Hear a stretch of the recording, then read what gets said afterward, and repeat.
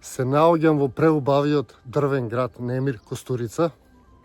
Местото е преубаво, се наоѓа во планина, главно се состои од дрвени куќички и едноставно убава туристичка приказна, од која што може многу да се научи.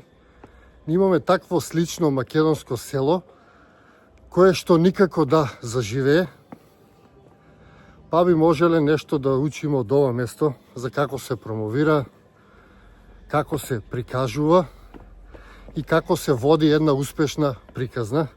Значи, ова место е многу посетено, за да се дојде тука дури и се плаќа влезница и би можеле да научиме многу, а ние треба да учиме од овие успешни проекти да ги примениме доколку сакаме, нели, да имаме нешто, доколку не, тогаш нека си стојат тие објекти такви.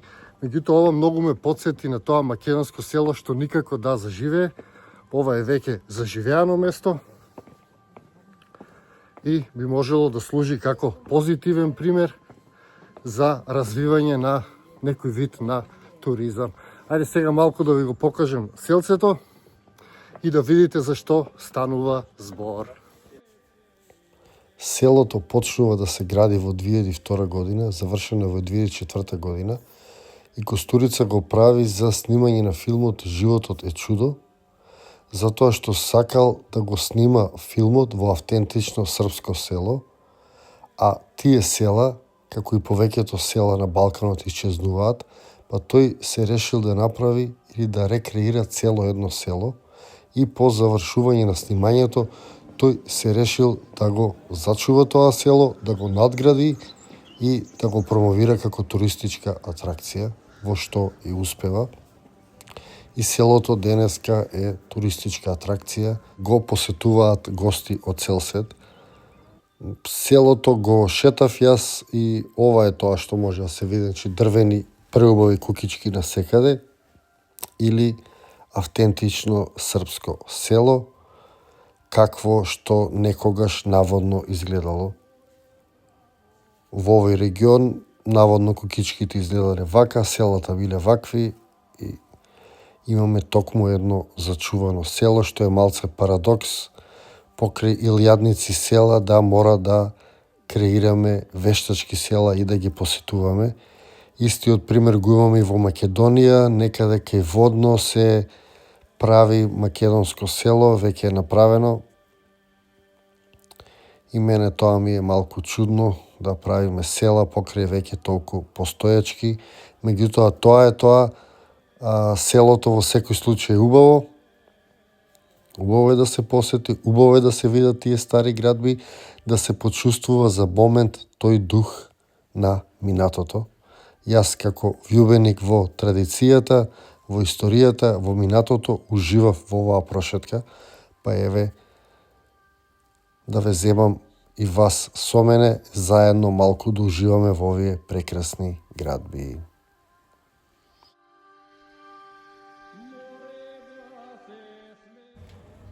Значи, генерално идејата на ова место е дрвени куќички, поставени на преубаво место, изгледа едноставно, меѓутоа самата промоција, самото име на тој што го направил, си влече, нели, тежина. Тоа е Емил Костурица и местото е заживеано. Значи, за да се дојде тука се плаќа некој влез од околу 2 евра, мислам. И рецепт за успешно место е токму ова, нешто интересно, преубав поглед и многу кафичи и ресторани. Затоа што сепак луѓето сакаат да си седат и да си уживаат.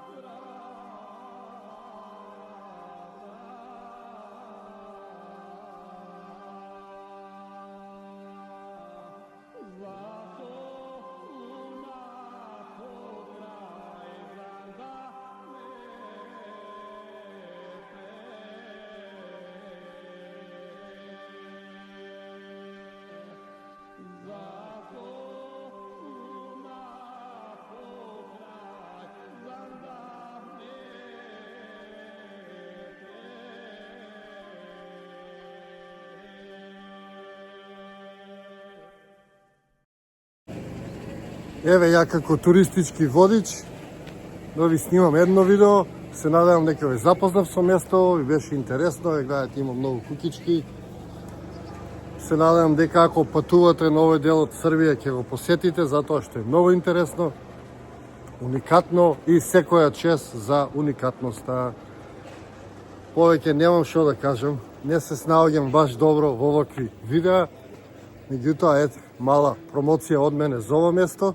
Наредно ќе одам во македонското село, во Скопје, да го споредам со ова место и да видиме каде овие добиваат, а ние грешиме.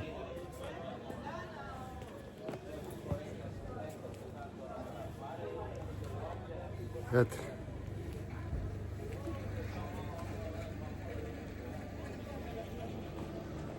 Значи кукички насекаде. Ете така се пробав и како травел логер, да ви снимам некој интересно место. Се надевам дека ви се допадна.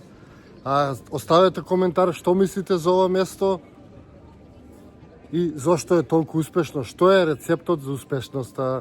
Ви благодарам, ви го посакувам секое добро и се гледаме во некој мое наредно видео.